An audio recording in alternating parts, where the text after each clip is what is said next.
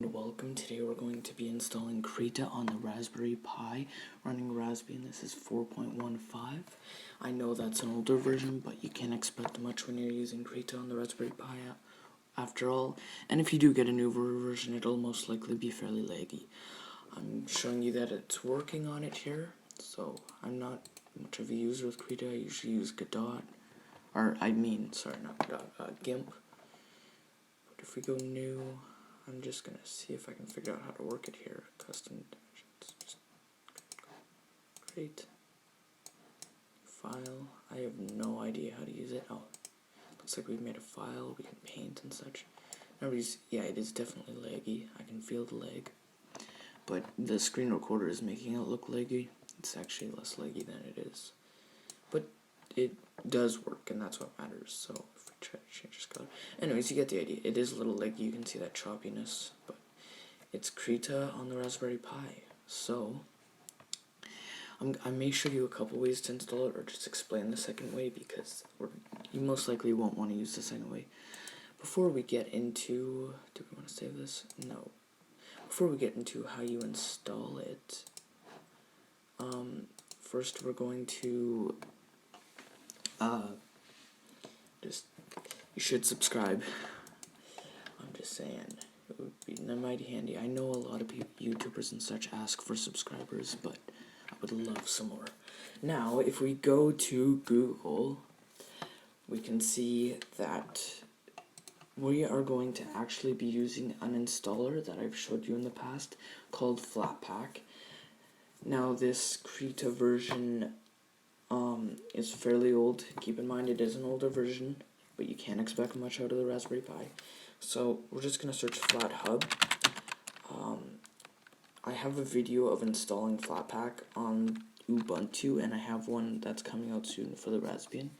So if you want to know how to install Flatpak, I have a video coming out on Raspbian, and I have one on Ubuntu, and the Ubuntu installing it on there is basically the same as Raspbian. So if you watch the installing Flatpak on Ubuntu, you can just basically copy that and use it with Raspbian. So once you have Flatpak, you can go to FlatHub to get apps.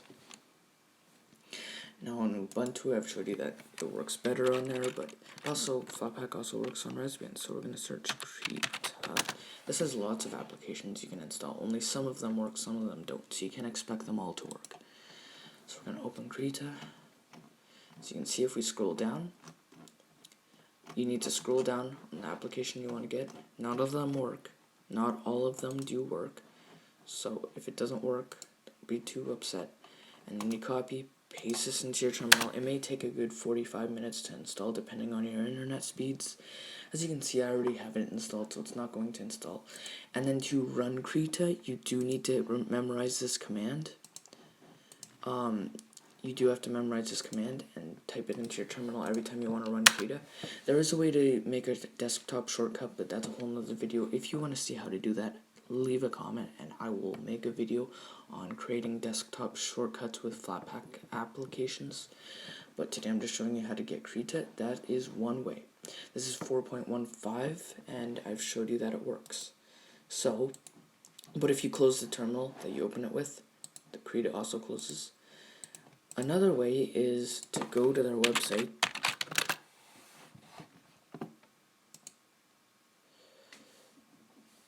And what you do is you go to their website, you go to download, and you go Ubuntu PPA. And then you copy this. What you have to do, place this link in a new tab. This is another way you can install it. I have not tried this method, but I will explain it to you. I don't know if it gives you a new version. It is a kind of a pain to do it this way. That's why I showed you the Flatpak way, and that's the only way I'm going to show you in this video. If you want to see this way, I can make a video on it as well. So all you need to do is figure out a way to add this Krita PPA to your repository, or this tab, this here.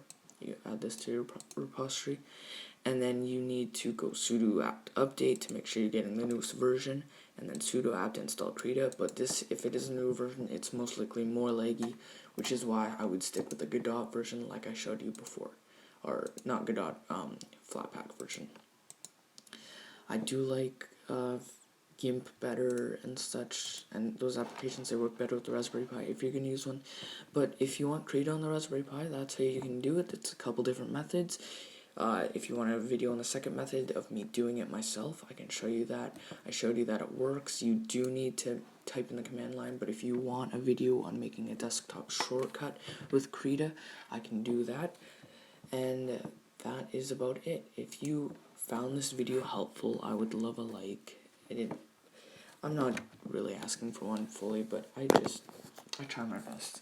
So, thanks for watching, and I'll catch you guys next time.